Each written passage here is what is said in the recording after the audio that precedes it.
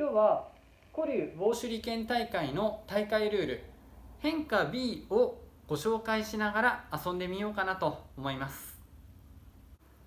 準備ができましたので変化 B のルールのご説明をします。まず使う手裏剣は8本です。8本で参加できます。そして距離は、2剣半。1剣目を棒を開けてありますけれども、棒1本分開けてあります。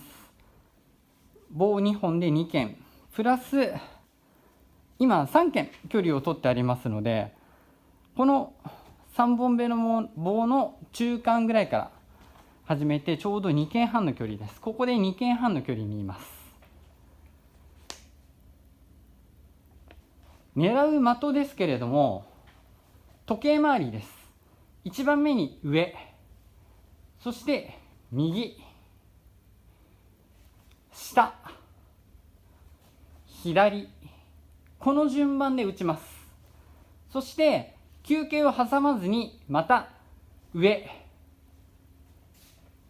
右、下、左、この順番で打ちます。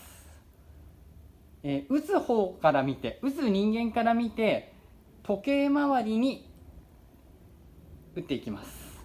仮に一番上の的を狙わなければいけないのに下に当たってしまった場合、この場合は一度競技を中断します。そして競技員の方が的から手裏剣を抜きます。その後に再開という形になります。8本を2分30秒以内に打ちます。2分30秒なのでおよそ150秒。1本あたりの時間は約18秒といったところでしょうか。これはそれぞれ使い方次第です。一番上、右、下、左、上、右、下、左、この4つの的に1本ずつ2周、合計で手裏剣を8本2分30秒以内に打ち終えるというのがルールです。的の下から一番上の中心鬼までの高さですけれども、これが150センチです。他の競技よりもちょっとだけ的の位置が5センチ高い位置に一番上の的の中心があります。そして左右の的は一番下から100センチのところにあります。一番下から的の中心までで100センチ、これが左右にあります。そして一番下の的は一番下から50センチのところに的の中心があります。ちなみに的の中心線、ここから左右の鬼までの距離ですけれども、それがおよそ30センチずつ、中心からここまでの距離で30センチのところに鬼があるようにします。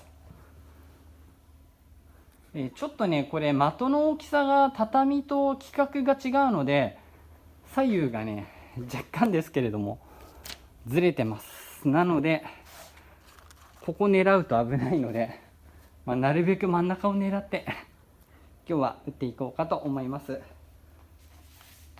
大まかなルールは以上です。変化 A との大きな違いですが、変化 A の場合は的が1つでした。それに対して打つ人間が移動して距離を変化させて競う競技です。これに対して今日やる変化 B は打つ人間は常に2剣半からです。的が変化していきます。先ほどもお話ししたように一番上から右下左、一番上右下左というように打つ目標が変化していきます。使う手裏剣にかかわらず距離は2剣です。競技によっては手裏剣の重さによって距離が変わるものもありますが、この変化 B に関しては全ての手裏剣で、つまり 70g 以下でも 100g 以下でも同じ距離から競うことになります。早速変化 B 開始したいと思います。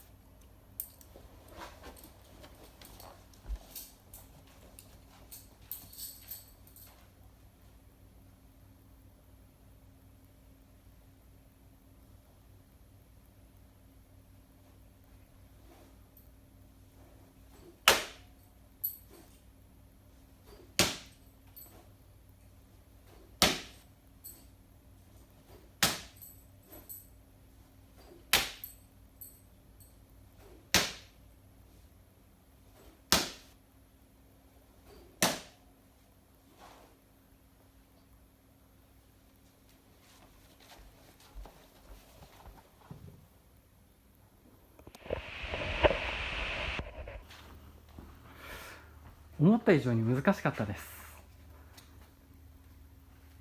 9点、5点、そして8点かな。8点、5点。5点が多いんですよね。これも8点ですね。8点、5点。そしてこれは9点にはならないな。8点、5点というわけで9点、5点、8点、5点、8点、5点、8点、5点と合計で53点です。変化 B 53点でした。得点は53点でした。手裏剣8本80点満点で53点。やっぱり5点にだいぶ半分5点にいってたので、半数の2本に1本は5点にいっていた。これがね、得点が伸びない原因ですね。もう一回やっていいですか。もう一回やります。53点は上回りたいですね。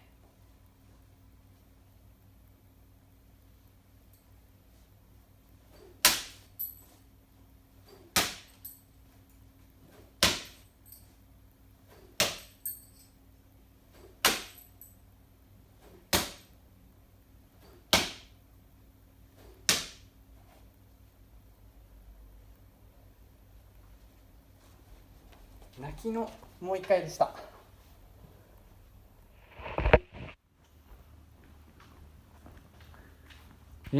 本来は一発勝負です。ですが、今日はちょっと遊びということで、もう得点がどうしても伸ばしたかったので、もう一回やってみました。得点ですが、一番上の的が、一応9点と7点。右の的が8点と7点。真ん中下がですね、もうこれは9点ですね。9点と8点。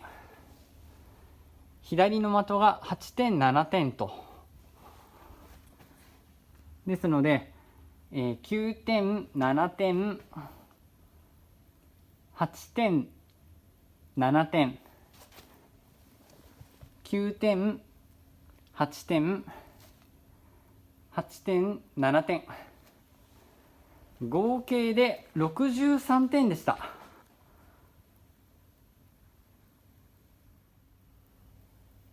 古竜棒手裏剣大会の大会種目変化 B、 こちらをご紹介して遊んでみました。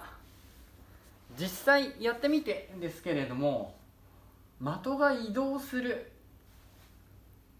これがですねやっぱり難しいです。泣きのもう1回なんてやりましたけれど、実際は1回勝負です。で的がやっぱりどんどん移動するんですけれども、特に一番下の的、これが意外と低い位置にあります。なので普段高い位置や目線ぐらいの位置で練習をしている方だと、急に視線が下に下がってしまうとちょっと難しく感じると思います。ですのでやっぱりどこも狙える、そういう練習は必要なんだなと思いました。個人的には一番下を狙った後、左上に視線を動かした時になんとなく違和感を感じました。ここがちょっと注意かもしれません。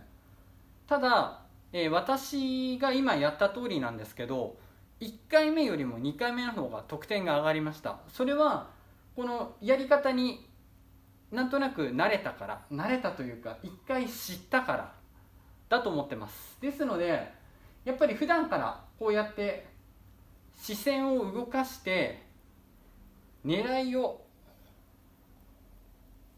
ばらけさせるというか、一点だけでなくてあちこち狙う練習、こういったものは必要かなと思います。ちょっとねその必要性を改めて感じました。やはりこの変化 B もそれぞれ戦略があると思います。高さが違う、特に一番下がかなり下の位置にあるので、そこをどういうふうにするか、どんな手裏剣を用意するかによっても違ってくると思います。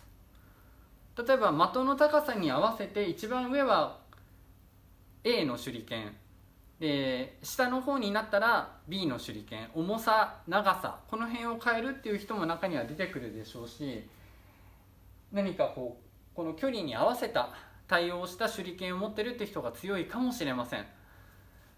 それでもねやっぱり何より慣れですね。こういった練習、視線を動かして上下左右いろんなところを狙う練習、こういったものをちゃんとやってる人がやっぱり強いと思いました。これで古流棒手裏剣大会の大会ルールを全てご紹介させていただきました。この大会なんですけれども、手裏剣1本から参加できる競技もありますし、最大で手裏剣が9本必要になりますが、全てに参加しなければいけないということではありません。例えば手裏剣の本数によっても参加する競技を決めてしまってもいいですし、一つに集中して特化して練習するでもいいですし、2つ3つだけ参加するっていう参加の仕方も全く問題ありません。私も競技のご紹介をさせていただいてますけれども、それに合わせた練習もしていますし、何よりもその大会で棒手裏剣が好きな方たちとお会いできるのをすごく楽しみにしています。私もねもうちょっと練習して得点伸ばせるように頑張りますので、ぜひそういった大会でお会いして、一緒に楽しめればなと思っています。こんな形でもし何か見てみたいものとかありましたら、気軽にコメント欄の方に書き込んでください。できる限りの対応させていただきます。それといつも高評価、グッドボタンを押していただいている方、本当にありがとうございます。今回の動画も面白ければ高評価、グッドボタンを押していただければと思います。よろしくお願いします。では今日の動画は以上です。最後まで見ていただいてありがとうございます。失礼いたします。